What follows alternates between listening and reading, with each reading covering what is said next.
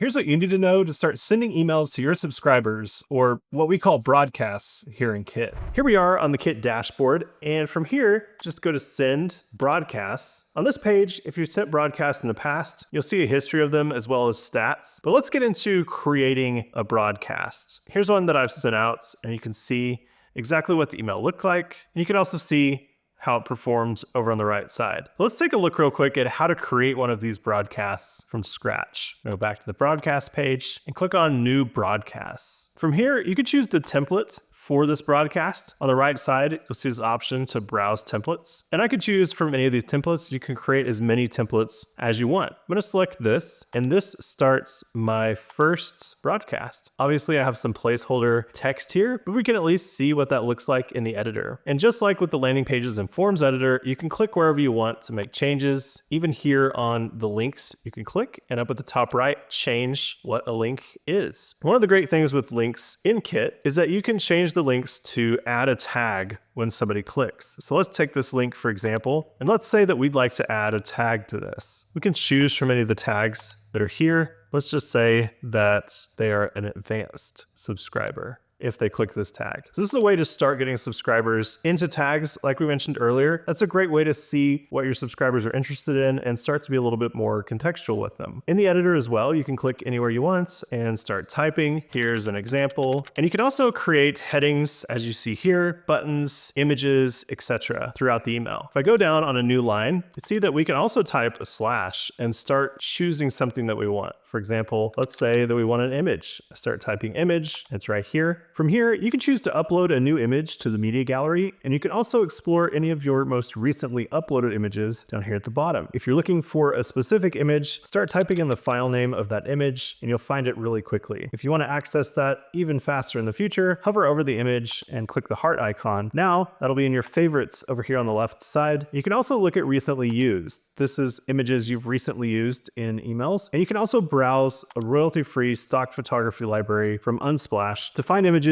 you may want to add that you don't have to upload yourself at the moment. You can also connect your Instagram account to Kit to quickly find images from Instagram and add them to your emails. For now, I'm going to go to my favorites and add in this image. You can also add personalization to your emails. So let's go up here. We're going to do an introduction. To see the personalization options, go to the top, this @ symbol. So let's choose subscriber personalized greeting. This personalized greeting says hello, subscriber's first name, and there, if there is no first name. You can also change this. So I could say, hey, subscriber first name. If there is no first name, it'll just say, hey there. That's a great way to start personalizing your emails. There are a lot of other personalizations you can do inside of Kit. Another example is to personalize based on tags. So if we go here to the subscriber tag conditional, we could choose a name of a tag. So a specific tag name that we have. And if they have that tag, you could send them a different message. So a lot of personalization can be done here in Kit. There's a lot more advanced personalization that can happen as well. This is just one example. All right, once your broadcast is ready to go, the next step, of course, is to send that broadcast. Down here in the bottom right, I'm going to click continue, and it's going to warn me that I still have the subject line new broadcast, which is the default for creating a new broadcast. For this example, I'm just going to continue to share. And here under publish broadcast, there's a couple of options. You can send an email by itself, or you can also publish to web,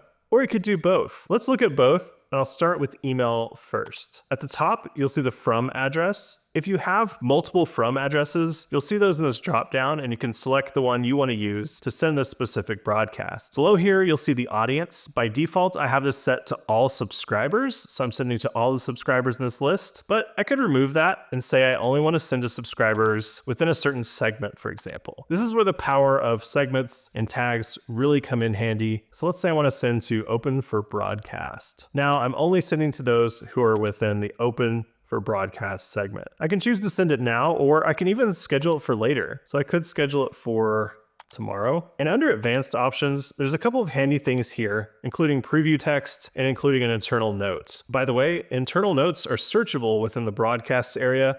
So it's really handy to include some personal notes in your broadcasts. Next, let's look at publish to web. If you check that box, you'll be able to add a thumbnail for this. It will show up on the creator profile. We'll look at creator profile in a little bit, but think of it as your public newsletter, the way people can go and read these broadcasts aside from just being on your list. You can also only display for paying subscribers, and you can set this as a featured broadcast on your creator profile. There's also a few advanced options for these, including the link you'd like to have and any meta description you'd like to include. And this will be sent out as a broadcast, and in this case, also published to your creator profile. And you can learn how to set up your creator profile in this video here, which is our full deep dive kit tutorial. The tutorial you just watched is actually part of that full tutorial, so when you head over there, use the timestamps in the description to find the section on creator profile. I'll see you over there.